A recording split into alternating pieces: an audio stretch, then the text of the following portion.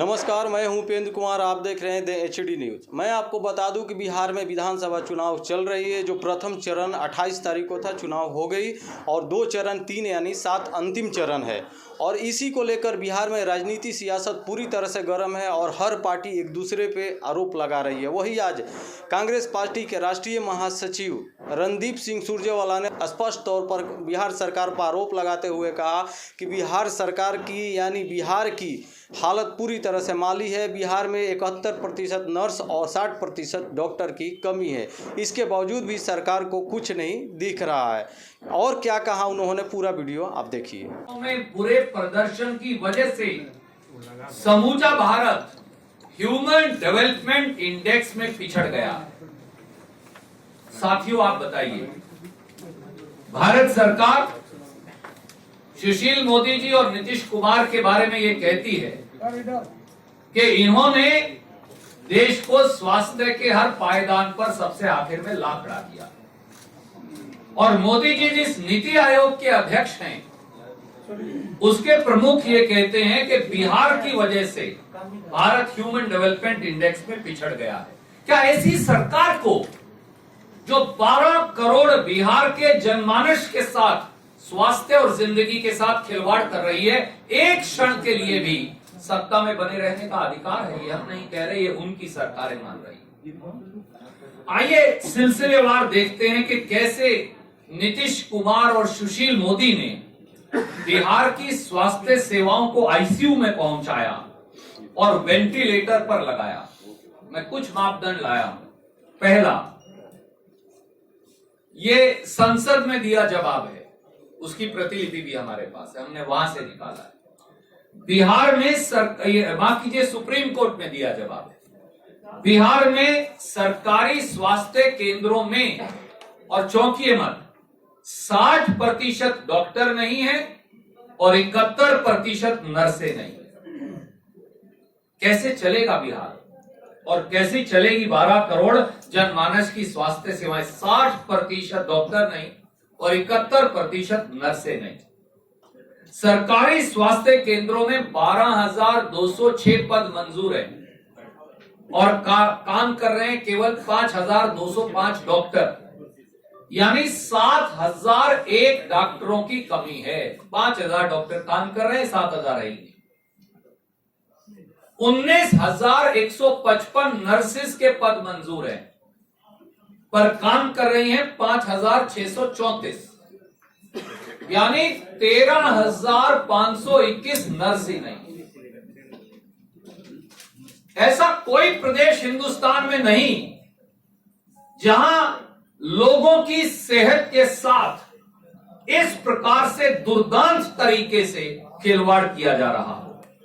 और ये नीतीश बाबू ने, सुशील मोदी जी ने सुप्रीम कोर्ट को शपथ पत्र में कहा। दूसरा, भारत सरकार ने लोकसभा में बताया कि 2011, अब तो हम 2020 में, 2011 की जनगणना के आधार पर बिहार को 18,637 हेल्थ सब सेंटर की आवश्यकता है, पर उनमें से आधे ही उपलब्ध हैं, 50% है ही नहीं, यानी है मात्र 9,949। तीसरा, देश की संसद को, देश की सरकार ने यह भी बताया कि बिहार को 3,099 या 3,100 प्राइमरी हेल्थ सेंटर चाहिए, पर हैं केवल 1,899, यानी 1,200 प्राइमरी हेल्थ सेंटर है ही नहीं, 40%। चौथा, संसद में भारत सरकार ने यह भी बताया कि बिहार में 774 कम्युनिटी हेल्थ सेंटर CHC होनी चाहिए, पर हैं कितनी? 150, यानी 624, 81% CHC बना ही नहीं। नीतीश बाबू और सुशील मोदी जी भूल गए। और ये तो 2011 की जनसंख्या के आधार पर है। 2020 की जनसंख्या के आधार पर स्थिति कितनी भयावह होगी आप अंदाजा लगा सकते हैं। और यही नहीं, इन 150 कम्युनिटी हेल्थ सेंटर में 774 की बजाय 150 है। इन 150 कम्युनिटी हेल्थ सेंटर में 150 डॉक्टर होने चाहिए, पर हैं कितने? और चौंकिए मत, 8। 150 की बजाय 8 डॉक्टर हैं, 142 हैं ही। इन कम्युनिटी हेल्थ सेंटर में 600 स्पेशलिस्ट डॉक्टर के पद मंजूर हैं, पर हैं कितने? 82। 518 है ही नहीं, गुम। इन कम्युनिटी हेल्थ सेंटर में महिलाओं के लिए 150 गाइनोकोलॉजिस्ट होनी चाहिए, और चौंकिए मत, पर हैं कितनी? 30। 120 महिला डॉक्टर गायब, 80% है ही नहीं। इसी कम्युनिटी हेल्थ सेंटर में बच्चों के डॉक्टरों के 119 पद हैं, पर चौंकिए मत, हैं कितने? केवल 31।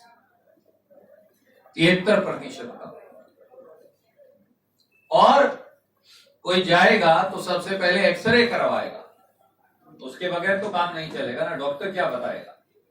तो रेडियोलॉजिस्ट के इन्हीं कम्युनिटी हेल्थ सेंटर में 150 पद हैं, और ये सबसे शर्मनाक है। हैं कितने रेडियोलॉजिस्ट? 1। 150, 149 नहीं है।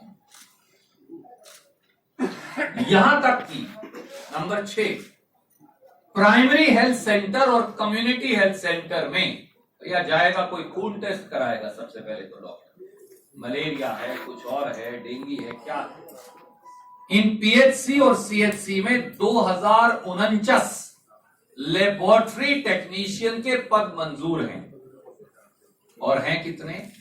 केवल 611।